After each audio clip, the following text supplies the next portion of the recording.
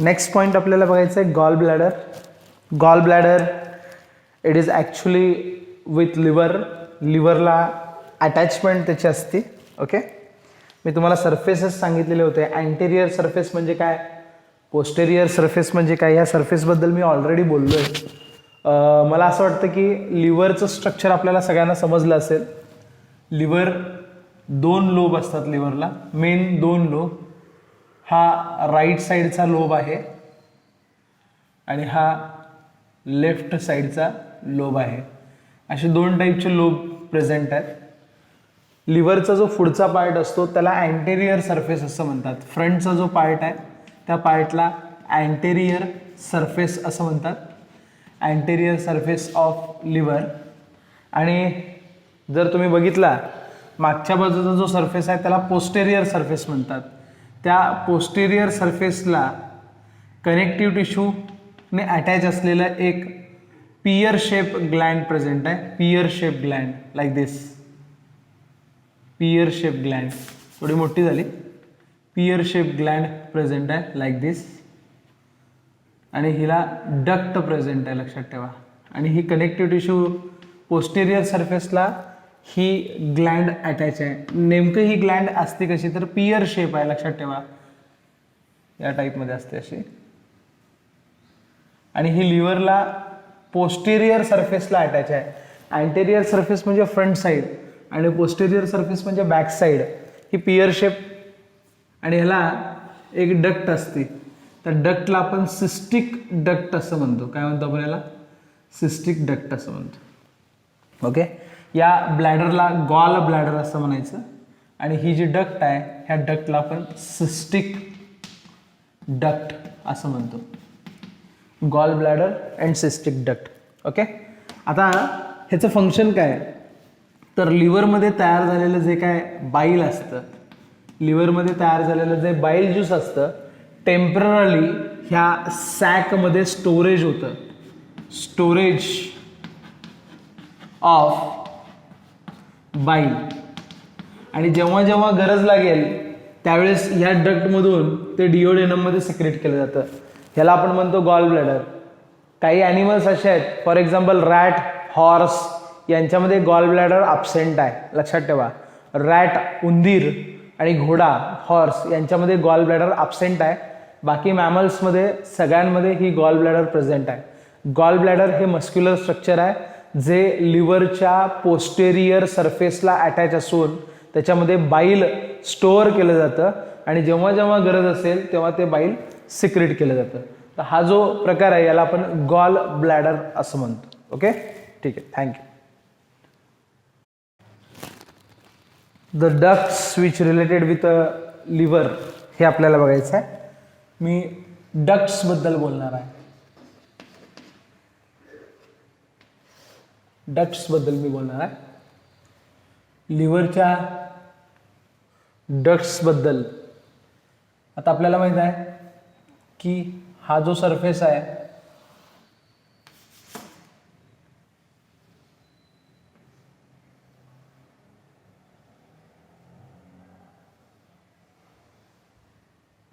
दोन लोब आहेत आणि मागच्या बाजूला एक लोब प्रेझेंट आहे, लक्षात ठेवा. हा लिव्हरचा पार्ट आहे. लिव्हरचं फंक्शन आहे बाईल प्रोडक्शन और बाईल ज्यूस प्रोडक्शन. बाईल ज्यूसचं प्रोडक्शन करणं हे काम लिव्हरचं आहे. ओके, आता होतं काय बघा, ह्या लोबला म्हणायचं राईट लोब आणि ह्या लोबला म्हणायचं लेफ्ट लोब. असे 2 लोब प्रेझेंट आहेत. आता याच्यापासून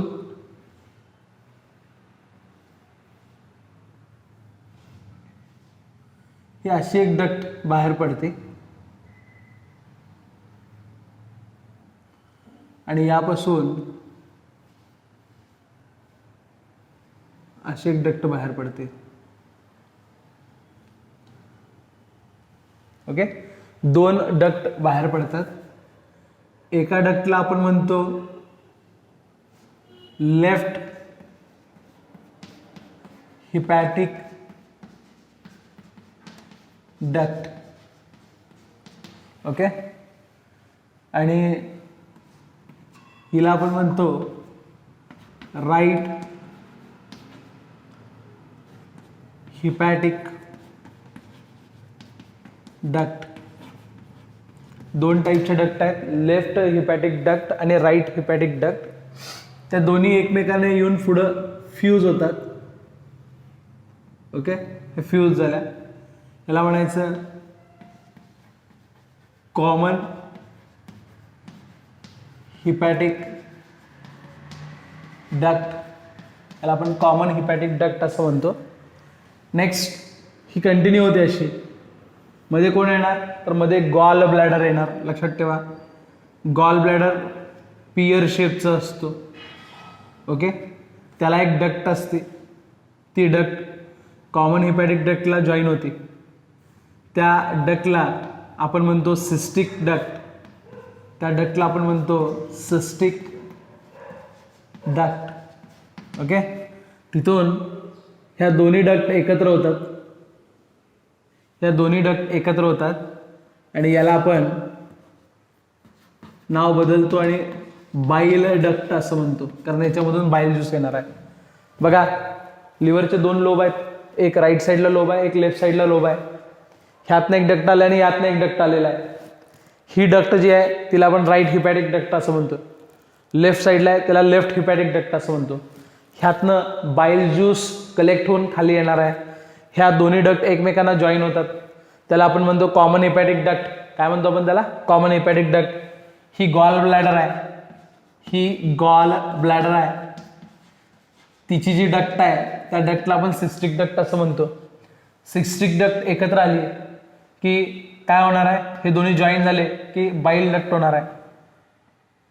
आणि मग ही बाईल डक्ट पुढच्या बाजूला जाणार आहे.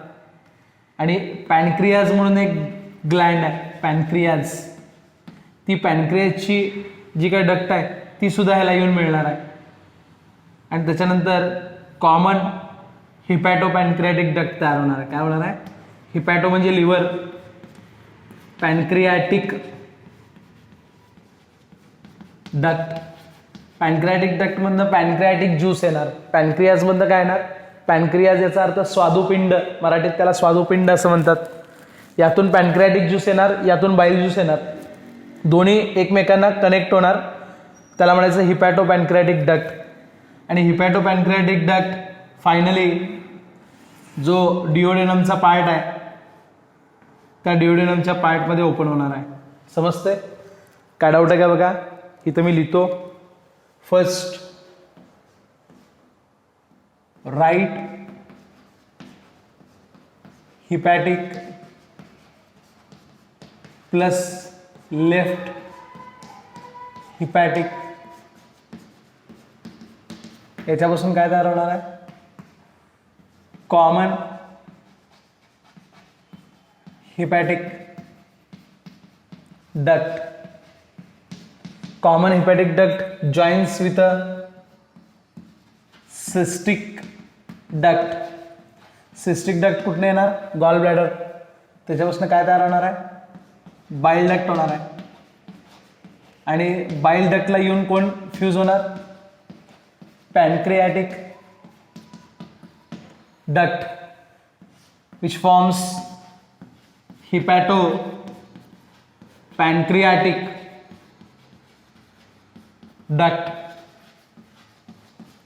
which opens into first part of small intestine called duodenum. मी आधी काय लिहून ठेवत नाही, कारण आधी लिहिलं की मग एक्सप्लेन व्यवस्थित होत नाही. त्यामुळे मी नंतरच लिहिणार आहे सगळं. बोर्डवरती लिहून ठेवून आणि मग एक्सप्लेन करणं हे जमणार नाही मला. त्यामुळं तुम्हाला सांगत मी डायग्राम काढत मी शिकवतो. Right hepatic duct plus left hepatic duct is equals to common hepatic duct plus cystic duct is equals to bile duct plus pancreatic duct is equals to hepato pancreatic duct opens in to duodenum. डिओडेनममध्ये open झालेले आहे. आता मी तुम्हाला फक्त काय सांगणार आहे तर ह्याचे डक्ट्स, ॲम्प्यूल ऑफ वॉटर, ह्या सगळ्या गोष्टी सांगणार आहे. हे समजलं का पहिल्यांदा बघा, हे लिहून घ्या, सगळ्यात इम्पॉर्टंट आहे. ओके, आपल्यासमोर रिलेशन्स दिलेले आहेत. हा डिओडेनमचा पार्ट आहे. स्मॉल इंटेस्टाईनचा पहिला जो पार्ट आहे त्याला आपण डिओडेनम असं म्हणतो. डिओडेनमचा पार्ट आहे. ओके, यू शेप किंवा सी शेप डिओडेनमचा पार्ट आहे. लिव्हरकडून येणारी जी डक्ट आहे, लिव्हर काय घेऊन येणार आहे? बाईल ज्यूस घेऊन येणार आहे. लक्षात ठेवा, यकृत ज्याला आपण लिव्हर असं म्हणतो, त्या लिव्हरकडून येणारा जी काही डक्ट आहे तिला आपण बाईल डक्ट असं म्हणतो, कारण ह्या डक्टमध्ये बाईल ज्यूस प्रेझेंट आहे. So it is called as अ बाईल डक्ट. पॅनक्रियाज कडून येणारी कुठली डक्ट आहे? Pancreatic duct. यामध्ये काय असणार आहे? पॅनक्रियाटिक ज्यूस प्रेझेंट आहे. पॅनक्रियाटिक ज्यूस प्रेझेंट आहे. हे दोन्ही ज्यूस डायजेशनसाठी महत्वाचे आहेत आणि स्मॉल इंटेस्टाईनमध्ये डायजेशन होणार आहे. स्मॉल इंटेस्टाईनचा पहिला पार्ट जो आहे त्याला आपण डिओडेनम असं म्हणतो. लिव्हरकडून बाईल डक्ट येणार, त्या वाटे बाईल ज्यूस येणार. पॅनक्रियाटिक डक्टकडून पॅनक्रियाटिक ज्यूस येणार, ते इथे येणार. बाईल डक्ट म्हणजे हिपॅटिक डक्ट आणि पॅनक्रियाटिक डक्ट एकमेकांना जॉईन झाले की दोघांचं युनियन होणार. So it is called as a hepato pancreatic duct. Hepatic आलं, पॅनक्रियाटिक आलं, त्याची डक्ट. फक्त एक लक्षात ठेवायचं, हिपॅटो पॅनक्रियाटिक डक्ट तयार व्हायच्या आधी ही जी बाईल डक्ट आहे त्याला इथे एक स्पिंक्चर प्रेझेंट आहे. That sphincter is called as a sphincter of बॉयडन. त्याला आपण स्पिंक्चर ऑफ बॉयडन म्हणतो. हे NCERT मध्ये नाही आहे, एक्स्ट्रा रेफरन्स बुकमधून मी सांगितलेलं आहे. This is called as a sphincter of Boyden. त्याच्यानंतर हा पार्ट हिपॅटो पॅनक्रियाटिक डक्ट एकत्र आली, इथे एक स्पिंक्चर आहे. हे नीट एक्झामिनेशनला विचारलं जात आहे. हे विचारलं जात आहे. That sphincter is called as a sphincter of उडी. त्याला आपण स्पिंक्चर ऑफ उडी म्हणतो. ते स्पिंक्चर इथं आहे. This is called as a sphincter of Oddi. त्याच्यानंतर एक सोलन पार्ट आहे. बायोलॉजीमध्ये जर समजा सोलन पार्ट असेल तर त्याला आपण ॲम्प्युला असं म्हणतो. पण हा सोलन पार्ट कशाचा आहे? हिपॅटो पॅनक्रियाटिक डक्टचा आहे. त्यामुळे त्याला आपण हिपॅटो पॅनक्रियाटिक ॲम्प्युला असं म्हणतो. आणि फायनली हे जे पार्ट आहे ते डिओडेनममध्ये ओपन होतं. त्यामुळे पॅनक्रियाटिक ज्यूस आणि बाईल ज्यूस हे दोन ज्यूस जे डायजेशनला हेल्पफुल आहेत, ते दोन्हीही त्यातून इथं रिलीज होतात आणि डायजेशन स्मॉल इंटेस्टाईनमध्ये सुरुवात होते. समजतं? यात काय डाऊट आहे? हे रिलेशन समजणं फार गरजेचं आहे. NCERTच्या बुकमध्ये ह्या सगळ्या गोष्टी दिलेल्या आहेत. NCERTमध्ये स्पिंक्चर ऑफ उडी जे आहे त्याला अंडरलाईन करून ठेवा. ओके, तर हे नीट रिलेटेड आहे, सगळ्यात इम्पॉर्टंट. नेक्स्ट लेक्चरमध्ये आपल्याला बघायचं आहे ब्लड सप्लाय ऑफ लिव्हर. प्रत्येक बॉडीतल्या ऑर्गनला ब्लड सप्लाय असतो, प्रत्येक ऑर्गनला. हा लिव्हर आहे, लिव्हरला सुद्धा ब्लड सप्लाय आहे. ओके, ब्लड सप्लाय बॉडीमध्ये कोण करतं? तर त्याचं ऑर्गनचं नाव आहे हार्ट. आपल्या लेफ्ट साईडला जे हार्ट प्रेझेंट आहे ते हार्ट ब्लड सप्लाय करत असतं. इथं हार्ट आहे. आता फक्त ॲक्च्युली हार्ट तुम्हाला 12वीला डिटेलमध्ये शिकायचं आहे, पण ब्लड सप्लायसाठी काही पॉईंट्स माहीत असणं फार गरजेचं आहे. This is heart. हा हार्ट आहे आणि ह्या हार्टला हे रेड कलरची जी वेसल्स दिसते तिला आपण डॉर्सल ॲवोर्टा असं म्हणतो. आणि ब्ल्यू कलरची खालची जी आहे ती इन्फेरियर वेना कॅवा, वरची आहे ती सुपेरियर वेना कॅवा. या 3 ब्लड वेसल लक्षात ठेवा. लिव्हरला ब्लड सप्लाय कसा असतो बघा. मधला हार्ट, इन्फेरियर वेना कॅवा आणि सुपेरियर वेना कॅवा. इन्फेरियर वेना कॅवा म्हणजे खालची, सुपेरियर वेना कॅवा डॉर्सल ॲवोर्टा. रेड कलरची जी ब्लड वेसल आहे त्याच्यात ऑक्सिजनेटेड ब्लड प्रेझेंट असतं. ना what mean by the oxygenated blood? ब्लडमध्ये 2 गॅसेस असतात, एक कार्बन डायऑक्साईड आणि दुसरा oxygen. The blood mainly consist of 2 gases. One is called as a carbon dioxide and second one is the oxygen. The blood which carry more percentage of oxygen is considered as a oxygenated blood. रक्तामध्ये जर ऑक्सिजनची मात्रा जास्त असेल तर त्या ब्लडला आपण oxygenated blood असं म्हणतो. आणि रक्तामध्ये जर कार्बन डायऑक्साईड मॅक्झिमम असेल तर त्याला आपण डिऑक्सिजनेटेड ब्लड म्हणतो. ऑक्सिजनेटेड ब्लड हे नेहमी रेड कलरनं दाखवलं जातं आणि डिऑक्सिजनेटेड ब्लड हे ब्ल्यू कलरने दाखवलं जातं. आपल्यासमोर हार्ट आहे, हार्टमध्ये ही आर्च ऑफ ॲओर्टा आणि डॉर्सल ॲओर्टा प्रेझेंट आहे. This is inferior vena cava, superior vena cava. हा लिव्हरचा पार्ट आहे. ही इन्फेरियर वेना केवा, रक्त घेऊन जाणारी. लिव्हरमध्ये जे डिऑक्सिजनेटेड ब्लड आहे ते ब्लड वर घेऊन जाणारी, म्हणजे हार्टकडे घेऊन जाणारी जी ब्लड वेसल आहे तिला आपण म्हणतो इन्फेरियर वेना केवा. इन्फेरियर वेना केवा डिवाइड होती आणि लिव्हरमधलं ब्लड काढून घेण्यासाठी ब्रांचिंग तयार होतं, त्याला म्हणायचं हिपॅटिक व्हेन. लक्षात ठेवा, this is called as a hepatic vein. त्याला आपण हिपॅटिक व्हेन असं म्हणतो, जी इन्फेरियर वेना केवाला जाऊन जॉईन झालेली आहे. इन्फेरियर वेना केवा हार्टकडे चाललेली आहे आणि डॉर्सल ॲओर्टा ही लिव्हरकडे यायला लागले आहे. डॉर्सल ॲओर्टामध्ये ऑक्सिजनेटेड ब्लड आहे आणि ब्ल्यू कलरची जी आहे त्याच्यामध्ये डिऑक्सिजनेटेड ब्लड आहे. मधला लिव्हरचा पार्ट आहे, त्याच्यानंतर पुन्हा खाली ब्लड वेसल्स आहेत. ही जी रेड कलरची आहे ह्याला आपण हिपॅटिक आर्टरी असं म्हणतो. मी रेड कलरनी दाखवतोय. हिपॅटिक आर्टरी, तिला आपण हिपॅटिक आर्टरी असं म्हणतो. इथं मी ब्लॉक करून ठेवतो हिपॅटिक आर्टरी. ओके. आणि हा डॉर्सल ॲओर्टा, ह्यामध्ये ऑक्सिजनेटेड ब्लड असतं. लक्षात ठेवा, ब्लड सप्लाय आणि ब्लड ड्रेनेज. ब्लड सप्लाय म्हणजे जर समजा हार्टकडून एखाद्या ऑर्गनला ब्लड जर येत असेल तर त्याला आपण ब्लड सप्लाय असं म्हणतो. आणि ड्रेनेज याचा अर्थ काय, जेव्हा ऑर्गनपासून ब्लड बाहेर काढलं जातं त्याला ड्रेनेज म्हणतो. बघा, आपल्या घरामध्ये पाण्याचा सप्लाय असतो आणि आपल्या बाथरूम, टॉयलेट, वॉशरूमचा ड्रेनेज असतो. ड्रेनेज याचा अर्थ बाहेर काढणे आणि सप्लाय याचा अर्थ हार्टकडून ब्लड सप्लाय ऑर्गनला होणे. ब्ल्यू कलरचे जेवढे पण ब्लड वेसल्स दिसायला लागलेत ते कशासाठी आहेत, तर ब्लड ड्रेन करण्यासाठी आहेत. Okay, except to that of the hepatic portal vein. हे तुम्हाला 12वीला डिटेलमध्ये बघायचं हिपॅटिक पोर्टल व्हेन. ह्याच्याबद्दल मी आत्ता माहिती जास्त देत नाही. फक्त लिव्हरला कुठले कुठले ब्लड सप्लाय आहेत बघा.